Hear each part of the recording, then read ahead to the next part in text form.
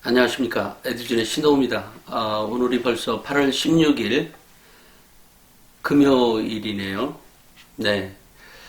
어제 8.15 광복절이었습니다. 어, 그거 보면서 최근에 이제 국내외 정세를 보면서 참 우리 국민들 참 현명하다라는 생각을 했습니다. 촛불혁명 이후로 촛불혁명이 나중에 시간이 지나면 우리 국민이 얼마나 위대했는지를 뭐 우리가 프랑스 대혁명이라고 얘기를 하잖아요. 그거에 한 좀 뻥쳐서 10배 이상은 더 위대한 혁명을 하지 않았나 그런 생각을 갖습니다. 예전에 아마 이완용이가 을사오적들이 있죠. 걔네들이 을사늑약을 체결했을 때에도 분명히 한 20, 30% 정도는 나와서 박수치는 사람이 있었지 않았을까 싶어요. 최근에 이런 거를 보면. 그럼에도 국민들 전체의 힘은 하나로 모아져 있었습니다. 그것은 자주 대한독립이었죠. 그 또 하나는 그 최근에 이제 홍콩의 민주화 운동을 보면서 그걸 왜 송환협정이라는 거 아니에요? 송환협정을 하면 안 된다. 송환법에 대한 그 반대 시위에서 이제 촉발돼서 또 강경한 이제 시위 진압으로 인해서 한 여학생인 것 같아요. 한 여학생이 여자가 학생이란다. 여자가 한 여성이 이게 눈 실명을 했다고 그러죠. 물론 뭐 그것뿐만이 아니라 참 우리가 그동안 지나온 세월 저 학생 때부터 이렇게 보면 지금의 한국의 민주주의는 그렇게 쉽게 만들어지지 않았습니다. 그죠? 물론 이 방송을 보시는 분들 중에는 직접 시위에 참여하신 분들도 있었을 거고 그 이후의 분도 계실 텐데 저는 그런 거 보면 민주화 운동을 나서서 해주었던 분들에 대한 감사한 마음을 갖고 있습니다.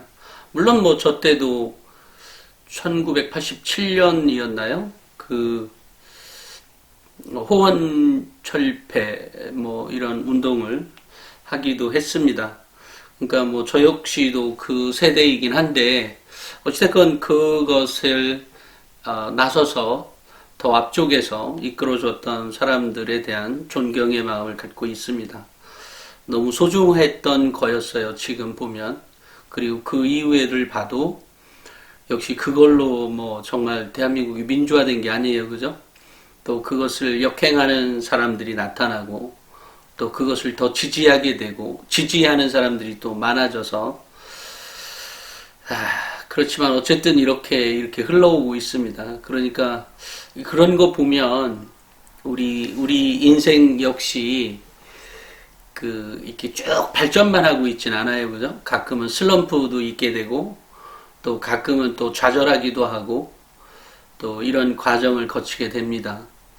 그러니까 역사는 늘상 이렇게 진보로만 흘러가지는 않는 것 같아요. 그죠? 늘 발전이 있으면 또 퇴행도 있고, 이런 과정을 거칩니다. 어찌됐건 오늘 아침에 보면서 홍콩이나 또 일본 아베 뭐 이런 거 보면 참 그죠? 국내 정세가 이렇게 심각한 때에 한국의 촛불혁명으로 인해서 많은 것들이 변화했습니다. 우리가 알게 모르게 정말 어마어마한 변화가 있었습니다. 근데 여전히 또 그것을 퇴행하고자 하는 사람들이 또 있죠. 그런 생각을 갖습니다. 어찌됐건 오늘 역시 제가 오늘은 어떤 한 학부모가 그 댓글을 달아주신 것 중에 저의 저의 방송을 보시고 자녀들과 지금 대화하면서 그렇게 만들어가고 있는 것에 대해서 매우 감사하다는 댓글을 달아주셔서 오히려 제가 방송의 목적을 달성한 것 같아서 오히려 고맙다는 말씀을 전해드리겠습니다. 고맙습니다.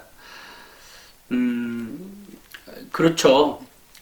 저는 뭐, 제 방송을 물론 뭐, 모든 것을 다 보지는 못하실진 모르지만, 방송을 보시고 이렇게 바꾸면 분명히 우리 아이들의 교육에 있어서, 매우 훨씬 더 성장할 수 있는, 우리 아이가 훨씬 더, 괜찮은 대학에 갈 수 있는, 뭐 그런 것도 되지 않을까 싶어요.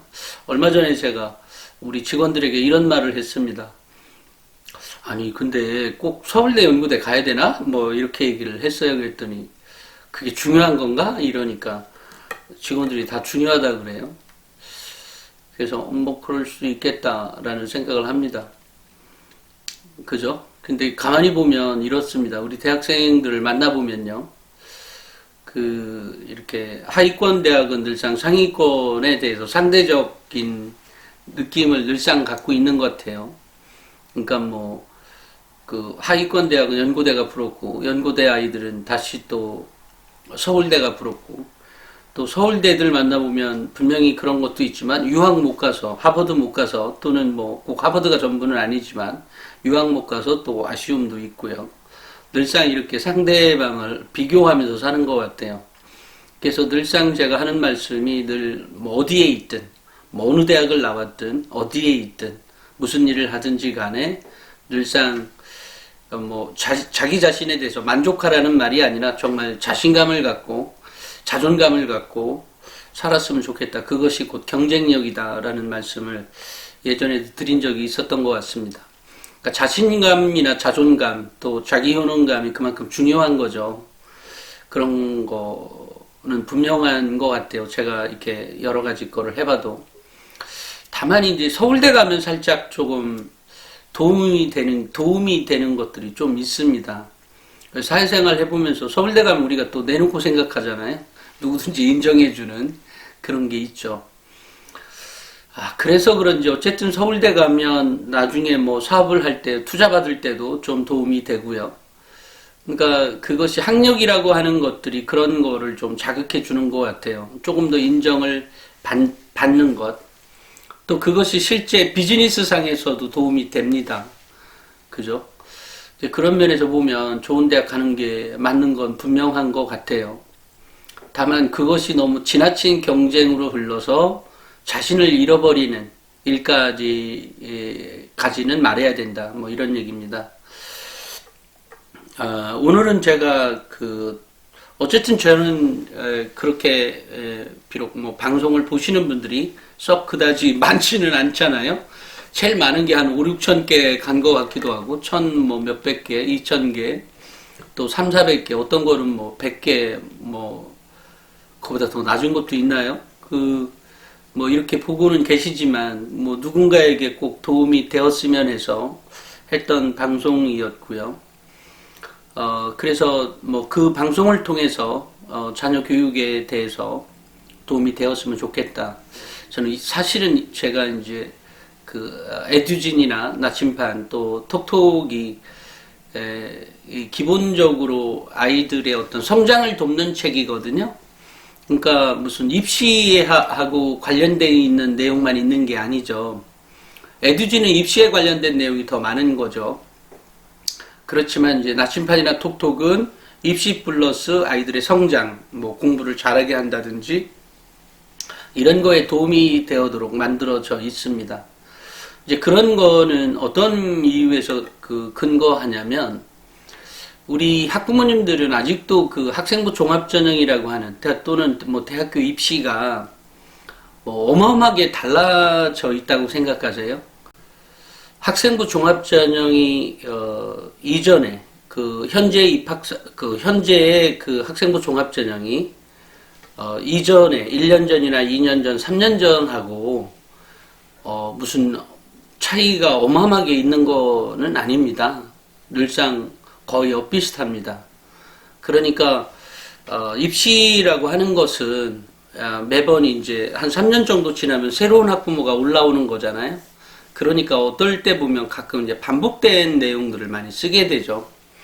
그래서 입시를 그러니까 제가 나오기 전에, 제가 나침판을 만들기 이전까지는 입시가 무슨 어마어마하게 무슨 변한 것처럼 매번 기사에서 그렇게 나와요. 뭐 신문도 그렇고 일반적인 메이저 언론사에서 나오는 기사거리도 그랬고 뭐 매번 뭐 그렇게 바뀌었다고 나오는지 정말 정말 저도 처음에는 바뀐 줄 알았죠. 그렇게 많이 달라진 줄 알았고요. 제가 입시를 몰랐을 때는.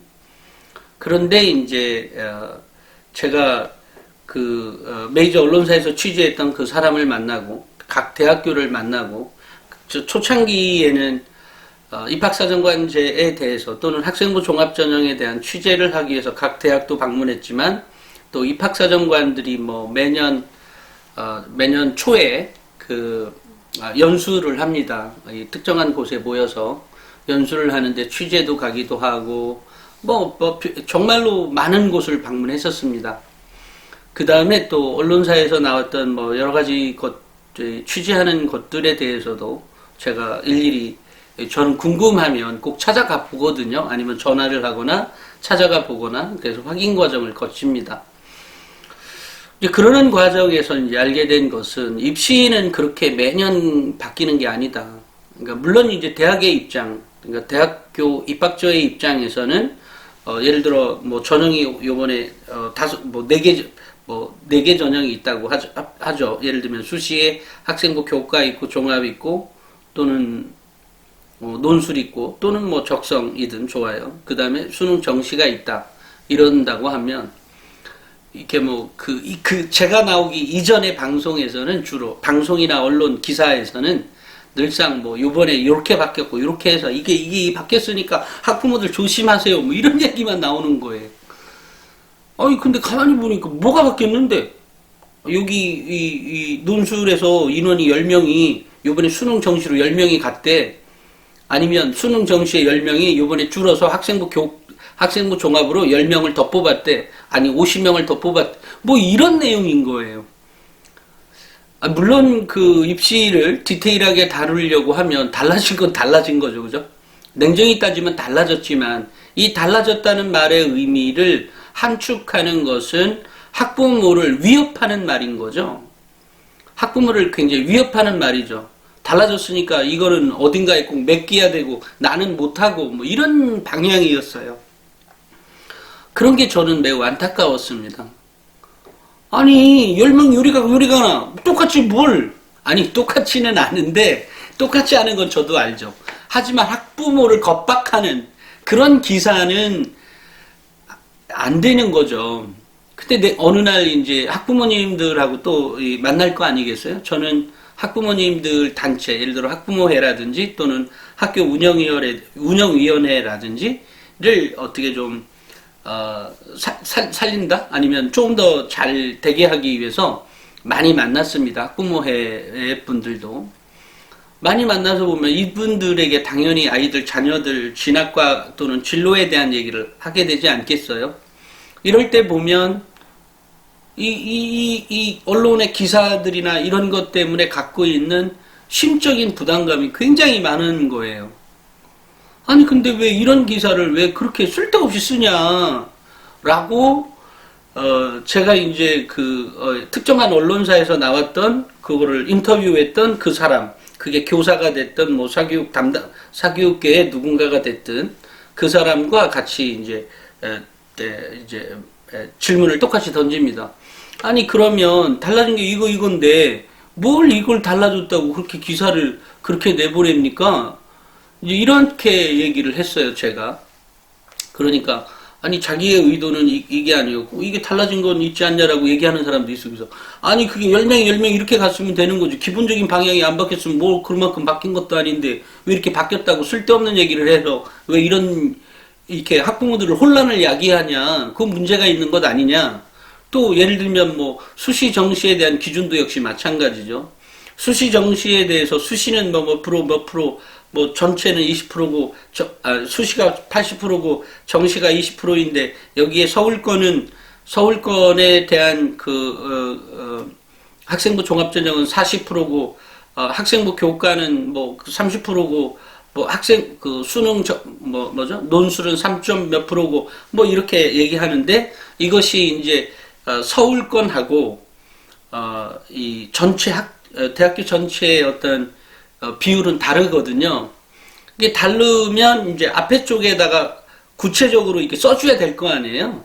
예를 들어 서울권이다 이거는, 아니면 이게 전국권의 비율이 어떻다 이렇게 꼭 설명을 해줘야 되는데, 이런 설명이 일체감 없이 어떨 때는 학생부 종합이 45%라고 했다가 어느 날은 20%라고 했다가, 아니 도대체 몇 프로라는 거야? 뭐 이런 어떤 기준점으로, 그러니까 입시에 대해서 뭐 좀 달려가면 또 헷갈리는 말 나오고 좀 달려가면 또 헷갈리는 말 나와서 학부모들에게 굉장히 혼란을 많이 줬었습니다. 제가 이전에 했던 제가 기사를 본격적으로 쓰기 이전에 그 언론사들의 기사의 내용이 그랬다는 겁니다. 그래서 제가 하면서 이제 그런 기준점을 정했습니다. 이게 딱딱딱 정해놓고 그 이후로는 그런 기사들 별로 못 보죠.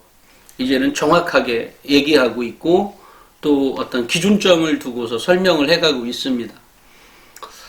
저는 뭐 제가 쓰는 기사들 중에 보면 우리 입시계를 리드해 가는 것도 꽤 있습니다. 또는 뭐 여러 가지가 있습니다. 정말로 많이 여러 가지가 있어요. 예를 들면 뭐 취업률도 학과별 취업률이 중요한 것이지 뭐 그러냐. 또 최근에는 제가 취업률을 잘 다루지 않고 있는데요.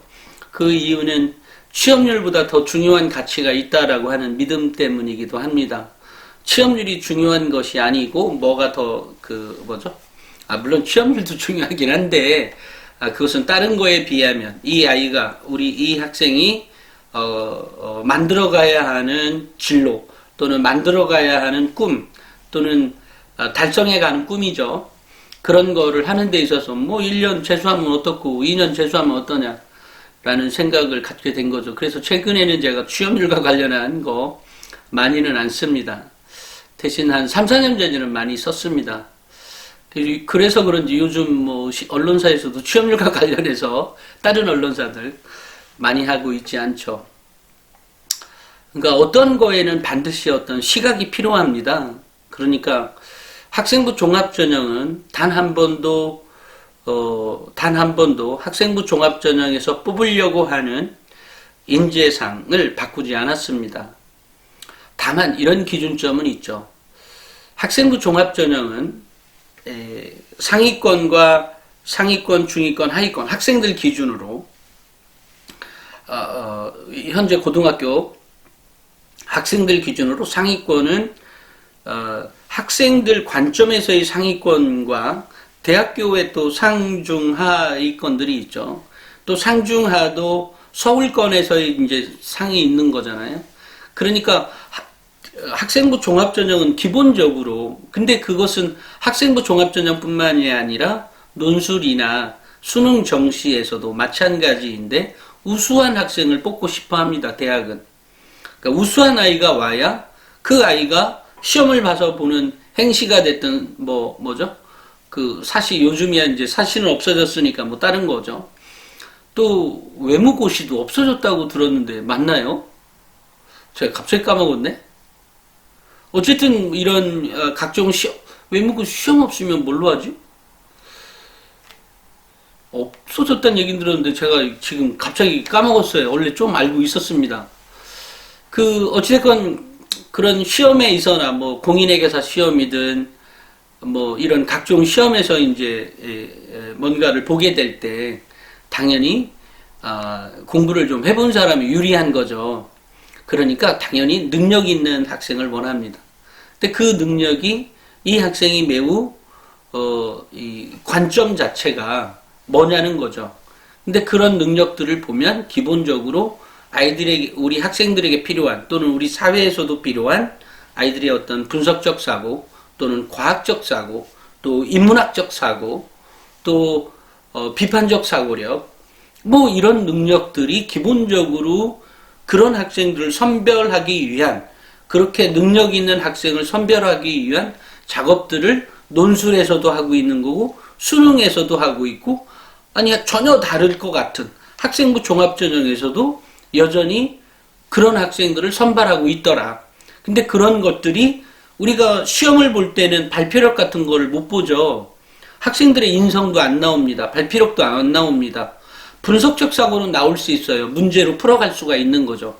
비판적 사고력도 문제로 풀어갈 수는 있어요.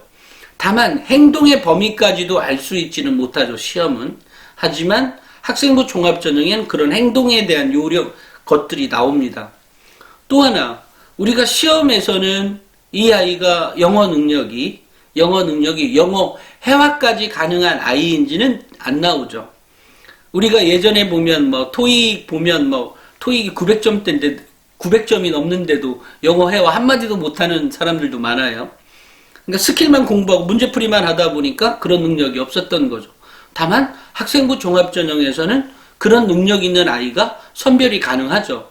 물론 100%는 아니지만 이 아이가 영어 원서책을 뭐뭐를 읽었으며 그 뭐뭐를 읽은 거가 무슨 내용이냐에 따라서 이 아이의 수준이 나오게 되죠. 또 이 아이가 어떤 발표력이 하는데 영어로 발표를 하고 영어를 토론을 하고 이런 능력들이 보이는 거죠. 학생부 종합전형은 그런 것들이 가려지는 거지만 논술이나 시험에서는 그게 안 나오죠. 그죠? 논술에서는 그게 안 나옵니다. 그러니까 당연히 학생부 종합전형이 더 다각적인 측면에서 학생들을 선별하게 되는 거죠. 그러니까 예를 들면 지방대라도 이 학생이 정말로 실력 있는 학생이다라고 한다고 하면 영어 원서책은 10대 권 읽었다든지 또는 10대 권만 읽은 게 그냥 이수 무화책만 읽은 게 아니라 그 수준대로 왜 있잖아요. 여러 가지. 또 어떤 거 보면 또 전공서적까지 읽고 또 이 아이가 영어 발표력까지 있는데 알고 봤더니 그런 게 있다라고 하면 학생부 종합전형에서 수석은 없을진 모르지만 그죠? 거의 수석급이죠. 이렇게 선발을 하겠죠. 그런 거하고 같은 거예요. 그렇기 때문에 학생부 종합전형에서도 늘상 능력 있는 아이를 선별하기를 원한다. 근데 그 능력은 우리 학부모님들도 아시는 것처럼, 저 방송을 많이 보셨던 분은 아시는 것처럼 그게 교과 내신으로만 결정되는 건 아니다. 내가 영어 원서를 빵빵하게 읽었는데도 불구하고 빵빵하게 있고 내가 영어 회화도 가능하지만 학교 내신이 5등급 된다? 믿어져요? 거의 5등급은 불가능하죠. 안 나오죠. 그 정도 되는 애라면 아무리 특목고에 상특목고라고 해도 2, 3등급 나오겠죠. 그죠? 당연히 일반고라고 하면 당연히 1, 2등급 내신에서 있겠죠. 영어만을 놓고 얘기하면 그렇다는 겁니다. 그런데 이것이 내가 공부를 못해도 무조건 뽑는다라고 하는 전형이 아닌 거예요. 학생부 종합전형도. 공부를 못하는 애를 선발하는 게 아니잖아요. 다른 거를 하다 보니까 공부를 놓친 애를 선발하는 것이지, 그죠? 얘가 공부를 못했는데도 불구하고 무조건 선발한다가 아니에요. 공부를 못했다고 하면 그만한 이유가 있겠죠. 그만한 이유는 그 학교의 수준이, 그 고등학교의 수준이 매우 높다든지, 아니면 이 아이에게 어떤 요인, 또 다른 요인이 있어서 공부를 못했지만, 그렇지만 이 아이가 매우 탁월한 이러이러한 능력, 예를 들면 발명을 했다든지, 뭐에 대해서, 정말 화학에 미친 아이가 됐든, 물리학에 미친 아이가 됐든, 이런 특수한 사정 때문에 못한 아이를 선발하는 건 맞지만, 공부를 못하는 애까지 무조건 선발한다는 건 아닌 거죠. 그러면 내신을 올려야 되느냐? 그렇게 하라는 얘기가 아니라, 내신은 이 아이가 성장해 가는 것을 돕다 보면 그 성장하는 거에 부수적으로 딸려오는 정도로만 내신을 공부해도 원하는 대학은 다 갈 수가 있습니다. 그러니까 제가 학교 생활을 즐기라고 하는 거죠. 학교 생활을 즐기다 보면 여기서 즐긴다는데 야 공부하는데 즐겨지냐? 이 고등학교 때 보면 가끔은 공부하기 싫죠. 매일 하기 싫은가요? 그러면 좀 그렇죠. 근데 가끔은 그렇지만 공부하면서 알아간다는 거에 대한 즐거움을 가질 수는 있겠죠. 근데 생각보다 이런 애들 꽤 있습니다. 특정한 과목에 내가 알아가고 있어. 뭔가 삶에 대한 알을 알아갈수록 이 기뻐하는 거죠. 그걸 즐긴다는 거고, 그것을 내가 좋아하는 동아리에 가서 뭔가를 해가는 것도 역시, 그리고 그것을 실행해 가는 거잖아요. 그죠? 그리고 그 실행을 다른 애들이 못 따라올 때 내가 좀 더 리드해서 뭔가를 만들어 가라는 거죠. 여기에서 지금 현재 그 학생이 자기의 직업이나 자기의 전공과 연결하고 싶은 뭔가를 좀 더 연구해서 학생들과 공유하고 선생님에게 뭔가 제출하고 선생님과 커뮤니케이션 해가고 이런다는 거거든요.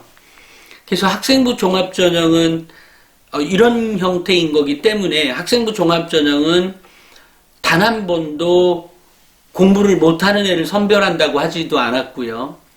능력이 있지만 그 능력이 다른 거에 치여서 부족했던 부분, 화학에는 미쳤지만 물리는 싫어하는, 그래서 내가 물리는 공부 안 해도 그렇지만 나 화학에 더 미쳐서 더 많이 연구해가고 이런 아이를 그렇다고 다른 공부를 완전히 포기하고 뭐 인성은 개쓰레기에다가 화학만 공부했다, 그 애는 안 뽑는 거죠. 다만 왜냐면 세상을 살아가 보니까 세상에 이런 여러 가지 거를 비교해 보니까 그런 아이라도 충분히 훨씬 더 능력을 발휘할 수 있지만 인성이 쓰레기인 애들은 나와서도 뭐 잠깐이야 뭐 더 있는지 모르지만 장기적으로 보면 그 대학의 불행인 거죠. 그죠? 인성이 그런 정도의 학생을 뽑는다는 건 대학도 마이너스지 않습니까? 그렇기 때문에 학생부 종합전형을 대학이 학생부 학종에서 선발하려고 하는 학생은 공부를 못하는 학생을 선발하려고 하는 것이 아니라 공부를 뭔가의 이유 때문에, 그것이 그 개인의 진로 목표, 그 개인이 달성해갈 목표 때문에, 또는 그 학생이 어떤 가정 환경이 갑자기 불우해져서, 또는 갑자기 또 다른 요인으로 인해서 공부를 못했지만 대학에 와서는 그 학생이 갖고 있는 목표를 진정으로 이뤄갈 수 있는 학생을 선발하겠다는 것이지, 공부 못해도 좋고 인성도 안 좋아도 좋고 내신만 좋고, 그러면 내신만 좋은 애들은 학생부 교과로 가면 되는데, 문제는 상위권은 내신만 좋은 애를 안 뽑잖아요. 그죠? 그리고 또 일부는 또 면접도 반영한다고 하고 또 뭐 여러 가지, 그죠? 또 수능 체제도 맞춰야 되고 뭐 이런 게 있는 거죠. 그렇지만 이제 마침 수능 체제는 그렇게 많은 곳에 있는 게 아니라 전국적으로 딱 5개 대학교에 있는 거잖아요. 고대, 서울교대, 이대, 충남대, 부산대만 학생부 종합전형의 수능 체제는 뭐 그것만 있는 거기 때문에, 플러스 의대에서 있는 거죠. 이런 거 말고는 없죠. 또 학생부 교과가 있는 대학도 상위권에는 고대, 한양대, 중앙대, 이대 이렇게만 있죠.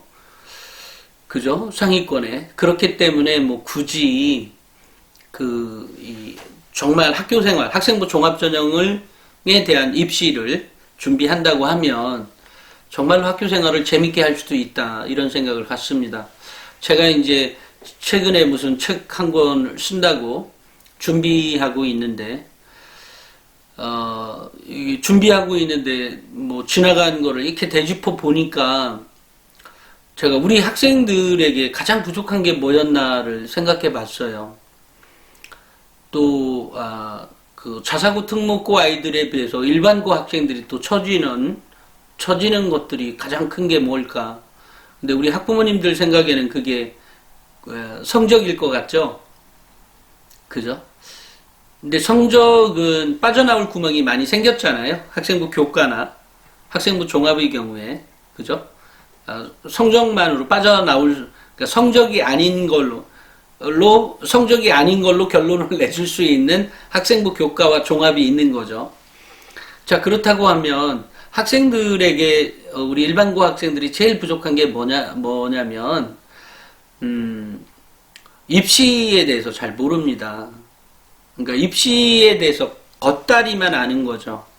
그리고 학생부 종합전형도 제가 얘기하듯이 하는 학생부 종합전형이 아닌 그냥 겉다리 학생부 종합전형에 대한 얘기만을 알고 있습니다.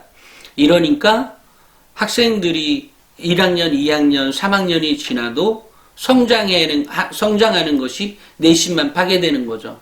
그러니까 이렇게 되니까 진정한 성장은 이룰 수가 없는 거죠.